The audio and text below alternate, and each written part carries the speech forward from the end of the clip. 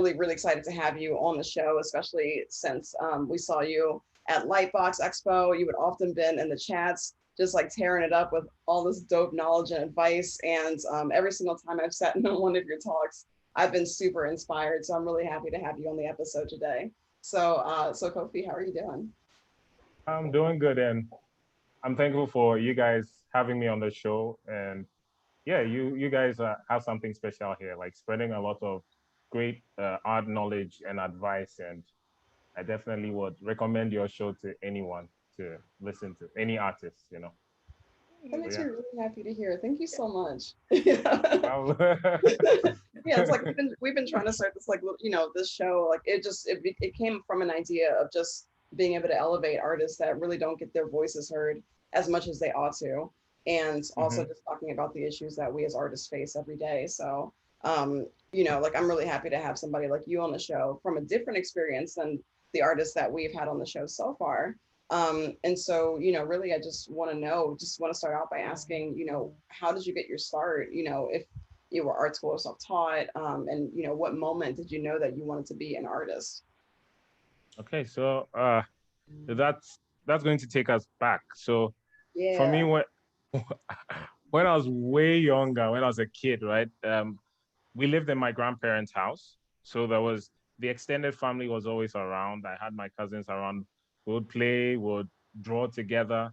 We would often like take picture books. Like I remember distinctly remember we had a Scooby-Doo picture book, and I would like we'll try and copy it as accurately as possible as a challenge to ourselves. And like as kids we would watch like a lot of animations and stuff, and I had a much older like cousin, and he was studying to do animation. So for him, usually I'll see him like doing animation tests, and he would show me like animated shorts, and that kind of stuff would like mesmerize me. I'm like, wow, this is so magical. Like I didn't know people could do this. And he would often bring home like art books, and that was like one way that I started like dipping my toe into the water of art. So like I'd borrow like these tutorial art books from him, like on anatomy, on color, using of different traditional media. And then I would study in my spare time. And then also in school, like I'll be drawing with friends. And it was in high school that my friends like introduced me to anime, to manga, Naruto, that kind of stuff. And that even like kind of made me even more interested. Like, whoa, how are these people doing all of these, creating all of these awesome characters and telling these amazing stories? So the thing is that I, because of my older cousin, I wanted to be an animator, but I saw manga and I also wanted to be a mangaka. And so like after being introduced to the internet and like studying up and really starting to pick up on stuff, like I realized like I didn't have the patience for 2D animation. So I stopped pursuing that. And I realized that for comics as well, I'm not I also don't have the patience for it. But I realized like for most of the animations I'd watch, animated movies, etc., like there were very cool character designs in it. And I always wondered to myself, like, who designs these kind of stuff? So like in the credits, you see like character designers, blah, blah, blah. And so like I started to realize, oh, so probably there are people who actually make these kind of characters for my favorite shows. And so that's where I started to like um, learn or understand the part that character designers play in the entertainment art industry. And I realized for me, it was the most viable like career option in the sense that it doesn't take as much time, and it does take time and patience, but not as much as I am willing to give to something like animation or Yeah. comics. But to bring the point home, I'd say in terms of how I was taught, I'd say I'm more of like a self-taught artist because like in school, the middle school and like in high school, we had like art lessons that were like a part of the curriculum that introduced me to art, but more from the fine art, traditional media perspective and not really from the entertainment art perspective. And for the entertainment arts perspective, I learned much more about it through the internet. And I've always said in most interviews that I feel like the internet has taught me like most of the stuff that I know and I'm able to do today. So like, yeah, that's like a little bit of like how Kofi started this journey. Awesome. That is awesome. Yeah, actually, speaking of the internet, you seem very adept at using it. Your social media presence is fire, and obviously, like you've been deeply involved in a lot of interviews, doing things for Lightbox, etc. I'm curious about what your approach is and philosophy is regarding social media presence and how important it is for an artist to be able to have some kind of presence online or know how to engage with it. And what do you do? Like, how do you keep yourself from burning out of it? Because I feel like that's a lot of what artists face too. Yeah. Very good question. So, like, when it comes to social media, for me, I'd say it's been like the great leveler or a game changer for me because I live in Ghana. We have no art studios like you guys do in the States. And if for me, I made a pact with myself that I want to work for like these amazing studios, DreamWorks, Netflix, Disney, etc., etc., and they are outside of my country. So the only way I can kind of bridge that gap is by putting myself out there so that those people, the important people in those studios, or even the other artists in those studios can see my work and probably recommend me to their art director or what have you. So that's where like and I mean, honestly, when I started using social media, I was using it like any other kid, just using it to check what your friends are up to, parties, that kind of stuff. But after a while, I realized like, with social media, my favorite artists also have their profiles. And I don't have any teachers around me who can teach me. However, I can shadow my my favorite artists by like following them online. And if you are following someone online, they share like, oh, today I'm taking this course and it really helped me. Or I watched this animated movie and it's like great. It has a lot of great character design in there. And what have you? So like by shadowing, so I kind of started collecting artists in air quotes like Pokemon. So I was looking for different artists who inspire me online, and I kept collecting and following and like listening, keeping my ear on the ground. So what are they doing? What books are they reading? What animations are they watching? What other artists are they following? And that was how I started using social media, connecting myself to like my favorite artists. And then also, like, I mean, back then, I feel like it was good for me to start with then because, like, during that time, I wasn't so aware of how many more amazing talent. I wasn't even comparing myself to people. It was more like, who can I learn from? And so I started posting very early with my best friend, Alfred. He's also a phenomenal character designer. And we would share our stuff on Facebook and Facebook groups, and we'll get critiques. And through all of those critiques, when we also contributed to the groups by giving critiques, etc., and engaging with the community. And through that, we started building friendships with other artists and started talking, sharing ideas. And doing all of that, it helps to kind of make you more visible in the internet art community because you can be there, but if you are not really engaging with the community, you become invisible. So I feel like by really actively engaging, like, and also like giving people compliments, like I see a really cool or dope artwork, I don't at first I would be jealous, but I got to a point where I was like, you know what? It's better to spread like positive energy, to share ideas, to uplift each other as artists. So I'll be like, yo, awesome work. Like, and I'll share and I'll comment. And, doing that, it builds connections. Because like the person, like, oh, who commented on my work? Wow, I like what they said. Let me check out their work and see who they are. Oh, wow, I like their work. And they follow you back. And then you start to build a relationship from there. And also, like, I mean, with social media, it can become a monster because you can spend so much time on there, and that can be dangerous because if you become too kind of enthralled by the social media machine, like with the likes, with the follows, and I feel like it can easily make you lose focus on why you do art. Yeah. Are you doing the art just because you want the likes, just because you want the follows, or you're doing the art because it's an innate desire within you to create stories, to create characters, scenes, etc.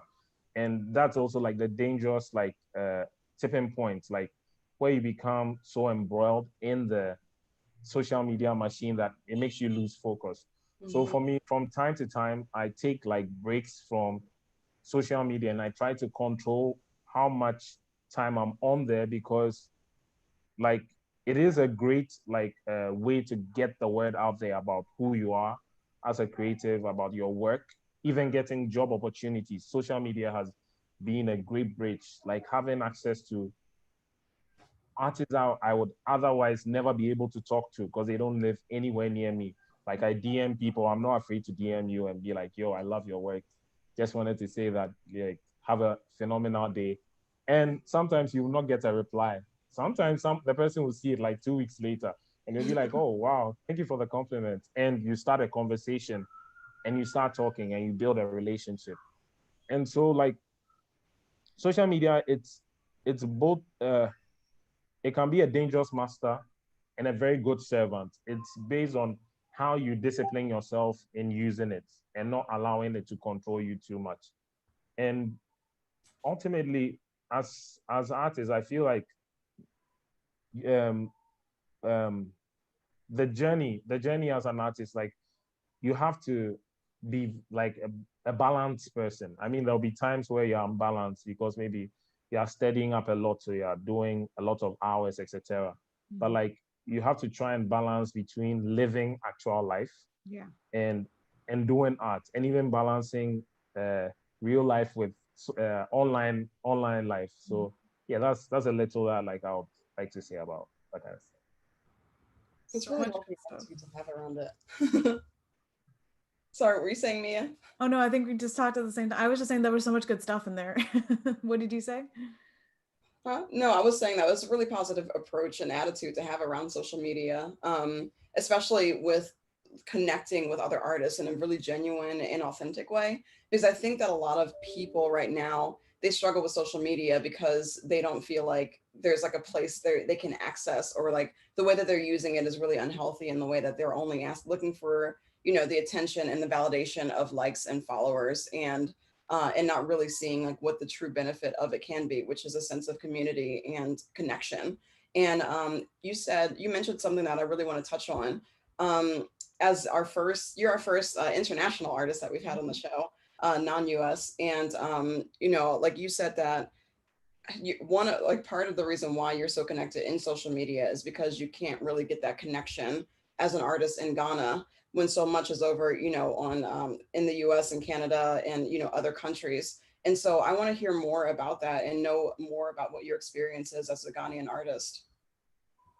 Oh, okay. So like honestly, to talk about the Ghanaian experience as an artist, it's like we do we do have artists down here, like, but I'll say there are a handful of us. And I mean, like for me, I try to um, connect with my fellow Ghanaian artists, and like we do meetups, we hang and draw together. But it's like the accessibility to information to that would really help to grow our community. It's not that what you might call it. It's not that accessible down here. So like for me, that's why I turn to the internet. But on the other hand, being online has really allowed me to also bridge the gap between myself and my fellow African artists outside of Ghana. So in South Africa, in Nigeria, Kenya, and other parts of the continent, like using social media has brought me closer to know more African artists as well, and also in the diaspora too. And I mean, ultimately, how would I put it? in terms of using social media as well, right? One thing that I wanted to add on is like you kind of have to create that atmosphere that you are looking for. So like for me, I always like that positive environment or atmosphere and like people being nice to each other, etc. And like I would go online and I would see like people always being nasty, especially on places like Twitter, etc. And I'm like, whew, I don't really like this energy. But the question that came to me is, what are you, Kofi, what are you doing to change that kind of energy or bring a different energy to the table? So then that's why for me, I actively do my best to like try and uplift other artists and give back to the community in whatever way I can, even if it's a very small gesture. And the thing that you have to have at the back of your mind is you mustn't do it with an expectation like, oh, I'm being nice to these artists so that they will be nice to me back. And because if you do it with that expectation, then when it's not reciprocated, you get pissed off or ticked off that, oh, I'm sharing your work, I'm doing all of these things, I'm commenting on your work, and I'm hyping you, I'm pushing you, and you are not doing the same for me. So it must come from within yourself. Like you just want to be nice. And the thing is that it's a lot of reciprocity. Like when you're nice to people, people want to be nice back to you. And by coming with that energy all the time to the table, I realized like I have had so many great experiences with other artists that I meet online. Like I'm able to connect much easier with them. And like I'm not coming to you as a poser. I come to you like as myself. I don't pretend to try and please and that's the thing. If you are authentic and you are real, the person can taste it or can sense it. And when you are coming with no expectation of taking anything from them, then they let their guard down and you can build a connection. Because usually for most young artists, they are thinking of, or for a lot of people, they are thinking of what can I get from you?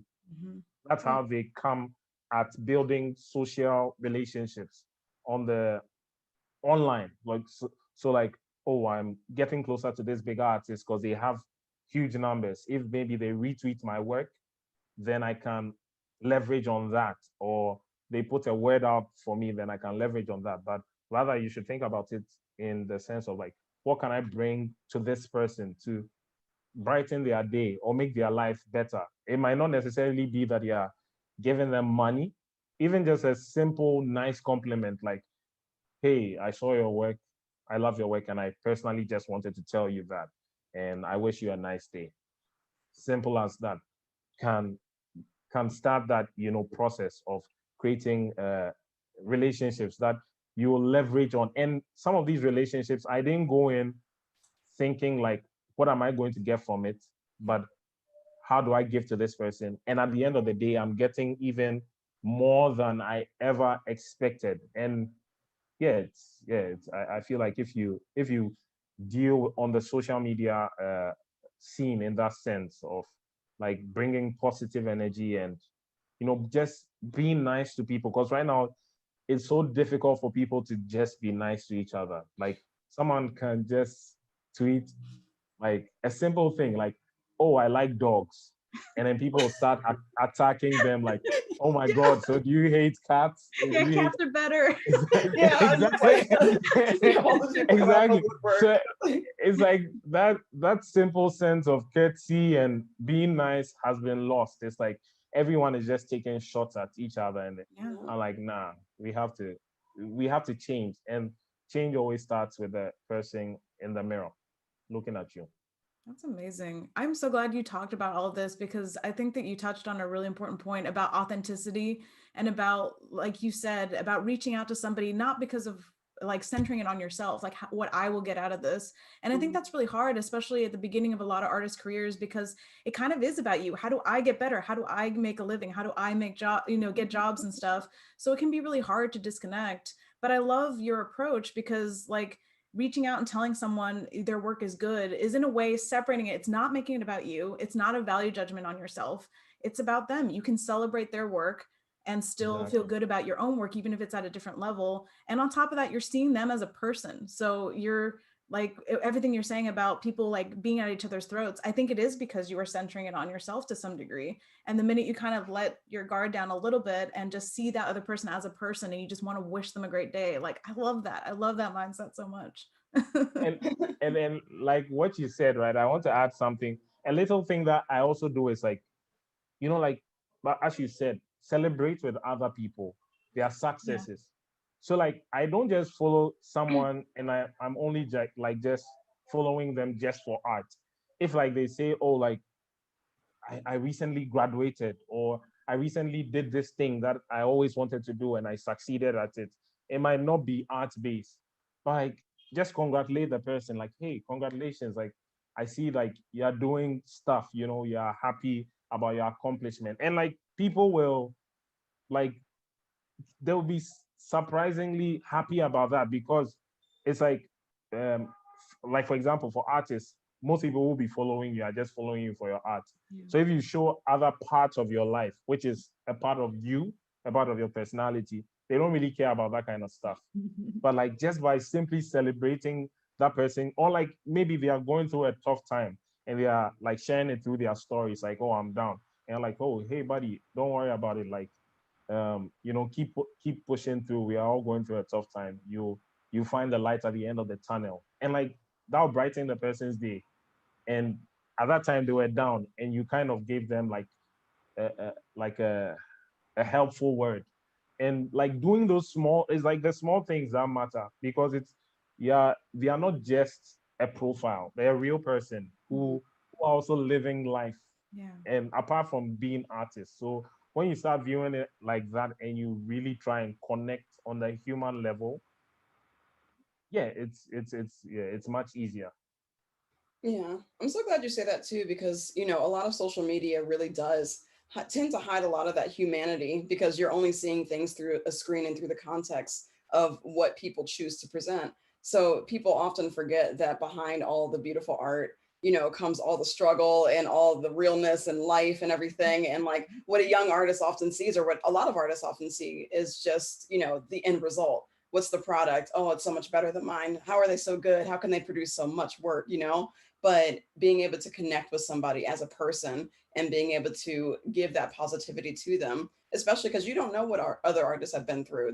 We have a ton of struggles. And part of the reason why the show is, so important to me is because it kind of unmasks all those struggles and shows that, there is a lot that we have to go through to get where we are. And that's a normal thing that all artists go through. So, I'm really curious to hear from you. Like I like the positivity and I want to keep it there. But I also want to know how you maintain that positivity. Do you ever struggle with, like self-doubt, imposter syndrome, all those things that we love to talk about on the show? You know what's coming. My answer is, don't we all? We all struggle. Like no one is perfect. Like life is a dance of like opposites. Like you have your peaks and valleys, ups and downs. And the most important thing is to realize like that as people, as individuals, we are stronger and tougher than any challenges that will come our way, no matter how burdensome they might be. Like you have the strength to be able to overcome. And there have been times in your life where you went through stuff and you thought like, yo, this is like the worst thing ever. And you still came out at the end of the day.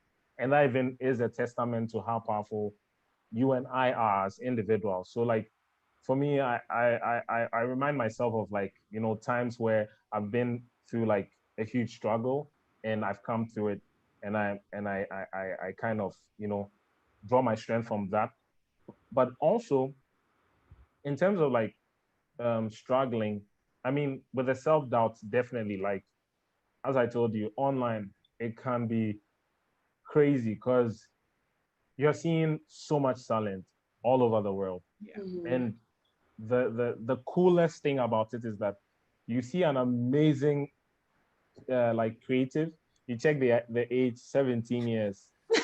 18 years. And I'm like, whoa. I'm like, dude, I'm 28 years and I can't even do what you're doing.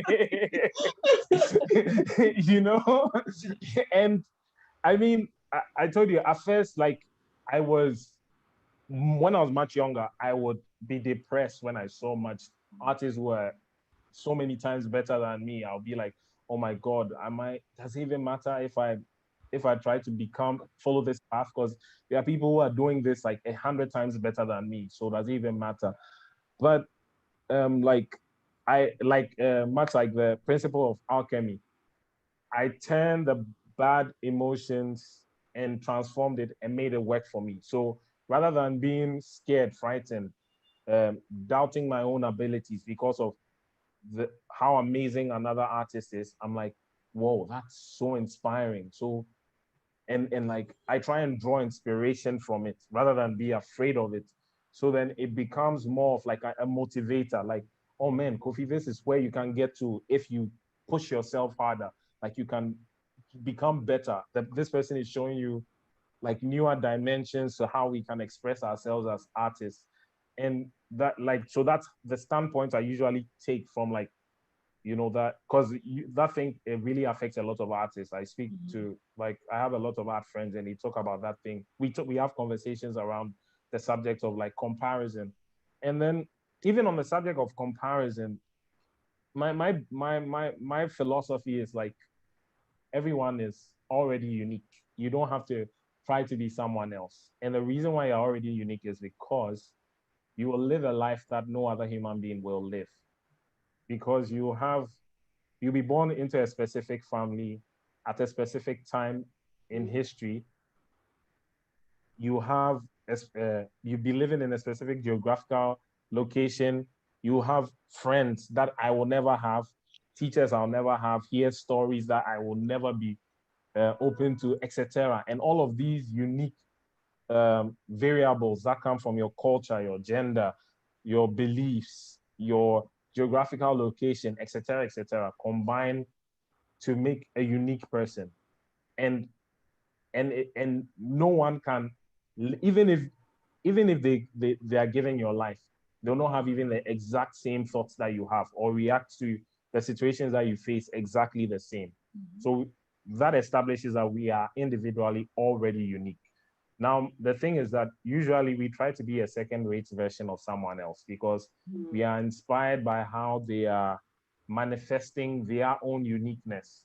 And that is very attractive. However, when you draw from your own personal experiences and you draw from your own life experiences, I feel like that's when you begin to truly speak in your own voice because your voice is already there, but you are not looking at it because you feel like, nah, that's not as cool as that other guy or girl because their style looks cool because the grass is always green on the other side. But I feel like once we begin to look inward and like look at our own experiences, like, man, that experience that happened in my life when I was a kid, I can actually turn that into a story. Or that guy that was annoying me when we were in high school, I can make him a character in my comic because he resembles that very annoying character I'm imagining, and so on and so forth. You know, yeah. and so then you realize that there's no need to compare ourselves. Much rather, we should allow other people's work and genius to inspire us to seek our own greatness, to really delve deeper into who we are. And I feel like for me, the kind of artists that I really admire are artists who are really they are like, this is who I am, and this is what I want to express. I'm not going to try to be someone else. I'm not going to fake it. This is who I am. And when you find out more about them and you look at their work, you realize like, yeah, this is the person. Like they are being 100% transparent. And that kind of work for me has very attractive qualities to it, where the person is really being authentic in their self-expression. And also to bring it back to the point on like getting back up from the tough times. For me, I draw my faith. I'm a Christian. So for me, that is one area that really I strongly draw on to help me get through like very tough times. And I also, not to be cheesy, but I also listen to a lot of motivational speakers, Eric Thomas, you name it. So I've listened to that kind of stuff a lot because in computer science, they have something called giggle, garbage in, garbage out. Mhm. In other words, what you put in is what you get out. So if you are filling your mind with garbage stuff or stuff that isn't healthy or helpful to you, it's going to hurt you in the long run. And usually we talk about how like what we eat or what we put in our mouth um is what we become. What you eat is what you are. So and it can affect your health. In the same way, what we put into the brain matter, it affects our lives as well to an even larger extent than even what we eat. Because if you always feed on negative energy, negative thoughts, bad stuff all the time, you always you have no reason to be happy in life, to feel encouraged, to you know see the reason why you should press on, to see the beauty in life. You always be down. So for me, that's why I listen to like I specifically seek out positive stuff and messages and videos. Because at the end of the day, like the world is always going to give you more than 100 reasons why you should give up, Yeah. why you're not good enough. Yeah. So why people are already doing it for you. So Mhm. I would rather now seek like the good stuff, why I should not give up, why I should keep pressing for it. And like for me, that's how I deal with it. And the last part of like dealing with the downtimes is I feel like when it comes to that, like there's one thing that helps is like having competency. When you're competent at the thing you do, it makes you excited to keep getting better at it, to keep pursuing it. So one thing I realized was like when I was now starting to learn art and I sucked at art, like I'll look at other people and they were definitely better than me because I hadn't worked on my competency. So I'd feel bad. However, as I worked at the craft, I learned, I studied, and I watched tutorials, etc., and practice, and my competency built. I began to enjoy the process of creating. I enjoyed my work more, and I would, what's the word? I would envy people less because I realized that I was on a path of self-discovery, of self-improvement, because my work kept getting better year after year. So like one thing that helps is to make you feel good about yourself as an artist is by actually putting in the work so that you become competent at what you are doing. You're not doing it half-assed. You become very good at it. And yeah, basically that's what I say. That's awesome. So much. I know. I feel like a lot of artists need to hear that too, just because I feel like there's always periods of stagnation with your growth, right? And usually you can attribute that to like that stagnation sort of feeds inactivity, right? And if you probably look at your habits, you probably aren't doing the thing as much because it is about mileage to some degree. And I don't mean that in the sense of like work until you die, but I just mean like, building skills on top of each other. It takes time, but it also takes doing. So I think a lot of that stagnation that, at least for me, because I mean, I definitely have those periods for sure. I can always like link them up to the times where I'm doing the least or I'm working the least on that particular skill that I'm beating myself up about. So I think that's really important to be honest with yourself about that. Mm-hmm. Absolutely. There's also something I was curious about too. You were talking about authenticity as an artist and conveying your voice based off of all of your combined experiences, which is something that like so thoroughly resonates with me as somebody who was just struggling with this and came out the other side feeling a lot better about it. But I want to talk about your work and what you create, why you create it, where your influences come from, because you have some amazing kinetic, wonderful character designs. And I want to talk about those and also, what you're doing with it and your career. So yeah, take it away. Because I enjoy your work so much. I'm a huge anime fan, so it's just like, yes, yes, yes, please.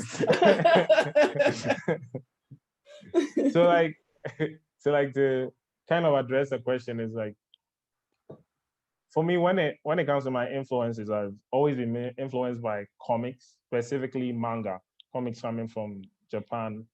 You know, the classics like DBZ, Naruto, etc. And and I mean, like all of those stuff like really influenced me. And as a kid, I watch a lot of shows, etc. And over time, as I was growing, right, something interesting was happening that I hadn't realized. Like, I realized that a lot of the media that I was consuming, I wasn't seeing myself in there, but I didn't realize it. I just saw it as normal because that's what I came up with. So, like, it got to a point I had been drawing for years, and like people would be like, "Yo, why don't you draw like, black characters?" And like at first, I was like, I see where you're coming from. Yeah, I'm a black guy. You expect me to draw black characters. I understand. But like what I've always been influenced by as a kid has been like white protagonists all the time. And so it was only natural for me to draw a lot of white people. But after a while, I thought about it and I was like, but you see, like, you see where the logical fallacy is because there was no one there to set up to create stuff that had you in it, and it was left with for other creators to create their content, and that's what has proliferated and saturated our media. Then it means that if you also go ahead and don't make any change and turn the tide, it's going to continue for the next black aspiring artists or the next kids that are coming up. So then for me, like it became very important. So if you look at my work, like right now I do a lot more black characters. And it's not really necessarily a political statement, but it's like, yo, I've seen so many white characters, and it's like I want to, exactly the authenticity thing that I was talking about. Like I'm a black guy. The people I meet and talk to and relate with all the time are black people. So why can't I, create characters around these same people that I interact with, I live with, who are my family, my friends, etc. So that's where I try to. For me, I'm trying to dig back into my culture as an African, and like people like Terence Malaluke or Taco Universe and Simanga, or on Instagram he's called Panda Exclamated. Those are two South African artists, and like Taco especially, he really incorporates the African perspective into his work in a very authentic way, and that's something like I've always been impressed by, and I'm trying to also bring into my work as I'm developing as an artist and as a storyteller. And then also with respect to oh man, what's the question again? Well, it's just the overall like what influenced your work, and and then so threw me off now. I'm like, what was the question? I forgot to. You kind of answered to those, like your motivations, like what makes you design the characters, that you do and stuff. Or okay. Oh, yeah, exactly. Yeah, anime too is like a great influence because I like to draw characters in very kinetic and cool poses, like they are like in mid-action or something, and it's usually because I really enjoy animation. I love like movement and motion and cool motion. And if you're like in the anime fandom, there's something that is called Sakuga. It's basically like animation, is just animation. The word means animation, but it means a specific type of animation in the anime where it's like the action is very fluid and very dynamic, etc. And like I really take a lot of inspiration from those kind of like action sequences, how dynamic the poses are, etc. And I mean, right now I'm slowly learning how to really dig into my actual real life and cool experiences, stories that I've heard from people, from friends, experiences I've personally had, etc. And as I'm working on personal projects and building my own worlds and drawing my own like characters, etc., trying to like incorporate all of these personal experiences into my designs, into my characters. And slowly but surely, like I'll get there. It's like a continuous journey.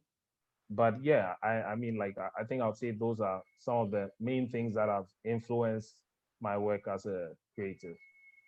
Yeah, and that also resonates with me too. I think when I was younger, I also would only draw, like, white characters or sometimes Japanese characters as well. Just like they would have the worst Japanese names, like the terrible Japanese names.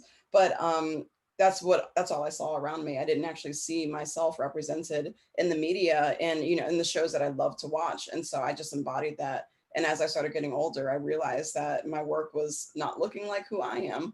And I started to change that, and it's become so much better. And I'm so much more happier being able to infuse people who look like us into, fantasy, into places that we're not often seen. And I think that's really important that you're also working to do that as well. I do remember the second part of the question now. It was about career and how all that kind of led you into starting your career as a character designer. Oh, okay, okay. So for me, I was lucky in, I think, middle school or high school to come across Bobby Chiu, right? So like Bobby Chiu like blew my mind because like his content, he's interviewing like artists working in the industry. And there were positions I'd never heard of. I didn't know about entertainment art. All I knew was they're animators and they're people who create comics. So they like the American comics and the manga, the Japanese comics. But then I'm hearing about people who are like visual development artists, 3D artists, all of these other more specialized, in-depth fields in the industry. And I realized like when I'd listen to interviews where he's talking with a character designer, the stuff that they were talking to, the stuff that they liked about their work, etc., were things that really resonated with me. So then I started really getting curious, and I also I decided to become a character designer more for more for practical reasons because, like, I realized that even though I like animation, I like doing comics. I realized it will take me a very long time to get work as a comic artist or as an animator because for comics you have to learn a lot, perspective, composition, so much. Yeah. For animation, likewise, you have to learn a lot, and even you're adding movement into it. But for something like character designs, you're basically like designing cool looking characters in like on a white canvas. They don't need like an environment. The character has to be cool and needs to tell the story that like is basically needs to tell a story. And also one thing so once I realized like, I think for me, character design will be much easier for me to capture that in a short period of time because I also started out doing a lot of portraits of people when I was a kid. Like I'll do like those realistic portraits. And I realized that I was honest with myself. I realized like, I actually really like drawing people. And character design is about designing the people who will be in the story. So then I began to really narrow down and realize, probably this is where I should start out. And I mean, once you get established in one part of the industry, if it's, for example, animation or whatever, you can branch out and, build from there. So that's how I looked at it practically. So even though I'm aiming to become a very successful character designer, over time, like I'll delve a bit more into 2D animation, which I've always liked to do, and into like doing my own comics as well. And so like, yeah, I think that's my answer to the question. I'm curious, did you start like working at animation companies or video game companies, or what were your first jobs like? And then like currently now, I think the most recent thing I know that you worked on was the Netflix show My Dad the Bounty Hunter. So kind of give us a little snapshot of how like point A to point B, like how you got there. Okay, so for my very first jobs, they were usually like portraiture jobs, like for people, Yeah. close friends, etc.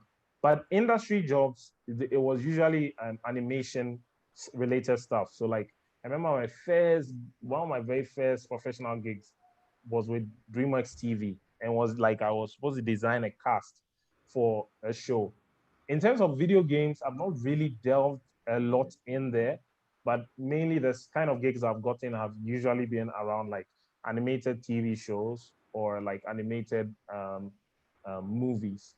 Cool. And I forget the other part of your question. Oh yeah, just like, did you start with small studios? But I guess you said you worked with DreamWorks TV early on, so you kind of just went. You're a freelancer, but like I guess how did you get the jobs? Was it word of mouth? Was it people recommending you? Was it people seeing your work online? Like that. So I think it was a blend of different like variables. So because I was connecting with people online, it was giving me a peek into the industry. So like I'll speak to people and they'll be like, oh, like there's a job here or something. And I could recommend you if you'd like. And I'll be like, cool. And also like using social media to like get my work out there as much as possible. That was also attracting a lot of work because for me, when I started, myself and my friend Alfred, we made a pact like rather than focusing on trying to apply for work, we'll focus on sharpening the craft or sharpening our skill as draftsmen. And if you are good enough and you put yourself out there, like the work will come. So we always wanted the situation where it's like we are not going to apply for the work. The work should come to us because we are like working at our craft. And that's not to like brag, but like that's how it has been. Like I've never applied. Okay, I have applied for jobs, but those opportunities I apply to, I never get them. All the jobs I get are jobs where someone is like, yo, I saw your work on Instagram. I saw your work on Twitter. Another artist at our studio recommended you. Are you interested? And then I have a job opportunity. So like, and that's why earlier I mentioned like for me, social media has been like a major game changer because it puts me out there in places, in rooms where I've never been to. And it has attracted like a lot of cool opportunities. Because like I don't have an art degree. I didn't go to an art school, even though that's what I wanted to. I wanted to go to like Art Center College of Design if I had the opportunity. But I didn't get the opportunity. I had to try my best and cobble together my own self-study schedule and, get books and learn on my own. And I mean, like, I feel like being fueled by the passion because like, I really love to draw and it's not necessarily like about like the attention and all of that. That stuff is cool. But after a while, it loses its shine. What really matters is like really being passionate about the work, creating the kind of work you want to see out there. And, it will attract like opportunities that you want. And then also one thing that I would say is like personal projects are very important. They've really helped me to get work because I put out like personal like projects I've been working on, like characters, lineups, etc. And someone will hit me up and they're like, "Oh man, I saw that lineup from that IP that you are working on. I really love it. Could you do something similar for our IP?" And I'm like, "Whoa, that's so cool!" Like just putting out like something that I wanted to see out there in the world, and it's like attracting opportunities of the like. So like I'll definitely talk about say to anyone listening like you don't always have to wait for like how do I call it? For like someone else to come and tell you like, hey, we want you to do this for us. You can, as you're sitting down here, there are so many concepts in your mind, like ideas for stories, for comics, for animations, for shows, that you don't necessarily have to produce the whole thing, but you could start like drawing sketches of like the characters or like how the backgrounds will look like and share it online, etc. And someone might look at it and be like, wow, like we love what you're doing. And we think you'd be a very great fit for this other sports show that we are working on because you were sharing your sports related IP. So like that's very important. Like you don't need to always wait for someone to tell you what to do. Just go ahead and put out the kind of creations and work that you want to see out there in the world. And usually it will open like crazy doors that you'll never expect. I love that. I think that's honestly, it might be a perfect time to take us out. Mia, did you have anything else you wanted to add before we say goodbye? Yeah, I guess like if you had a quick like piece of advice that you'd give to like an international artist that's, you know, maybe wants to work for some of the big companies that you've worked for or like break into that industry and feels like, I think you've kind of done this already, but if there's any other thought maybe that you haven't touched upon that you would give them in the form of advice or inspiration to keep going, basically. I'll say like is this. What I'll say is like to any international artists out there, understand your fundamentals. Practice the fundamentals so that they become second nature. Network with people, and social media is like a huge help. You can DM anyone you want in the world through social media.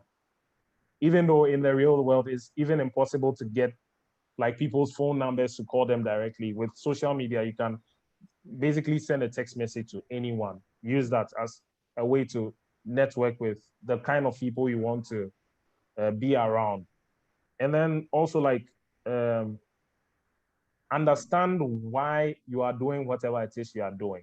So don't just do the art. Like you have to have a purpose behind it or have a reason behind it. Because if you just have a vapid reason, or I'm just doing art for no reason, I feel like it will get to a point where because you don't have a reason, it can basically you can lose the steam or lose your enthusiasm for the craft. So like for me, my tagline is like I want to create characters and tell worlds, tell stories about the worlds that they live in. So that's what I want to do, and I can keep doing that forever.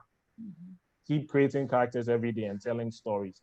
So it's like you have to have something that you are trying to accomplish or do with your craft. So I feel like those are like the main things that I'll advise that I'll give. Being intentional about your art making. I love it. Thank you so much, Kofi. This has been amazing. I'm every single time I finish one of these thoughts, I just feel all inspired. I'm like, I want to do everything. I want to draw so bad right now. I was like, I want to talk to like 10 people like right now on social media, just like tell them how much I love them. No, it was funny because I was at I was doing a talk at Afro Animation in you know, like basically a convention. And I was just like, just reach out to me on LinkedIn. Just like, you know, like that just challenged everybody. I was like, come on. And I got so many DMs, but it was just like so much fun just being able to talk to so many people and like hearing you speak about, you know, your interactions on social media is just like, I'm just like, I feel so vindicated. And also like, I want to do so much more too. Like, it's just been, yeah, like it's been hard to have a good relationship with social media, but it makes me want to really reestablish it. So thank you for all that amazing, wonderful advice. And this has been fantastic. You are so cool and so wonderful. So thank you for being on our show. You. Thank you.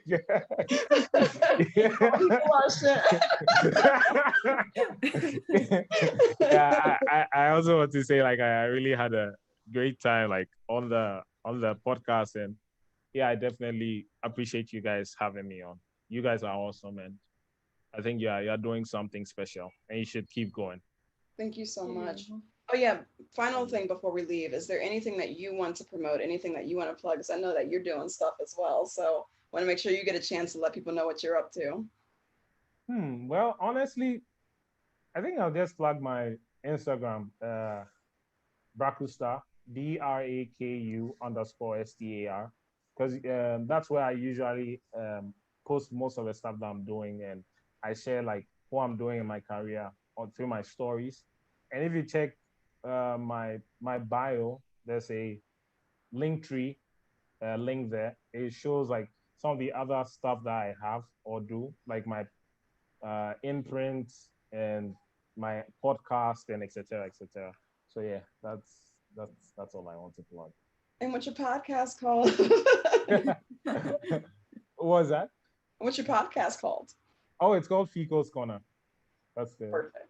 So It's go really check it out, everybody. Fico's Corner. It's really great advice. I love it. I've already told you, but I just really enjoy it. Thank you so much. Yeah. Thank you All so much. Yeah. Well, thank you so much, Kofi, and thank you so much, everybody, for joining us. I hope you got as much out of it as we did today, and we'll catch you next time. Talk to you later. Bye.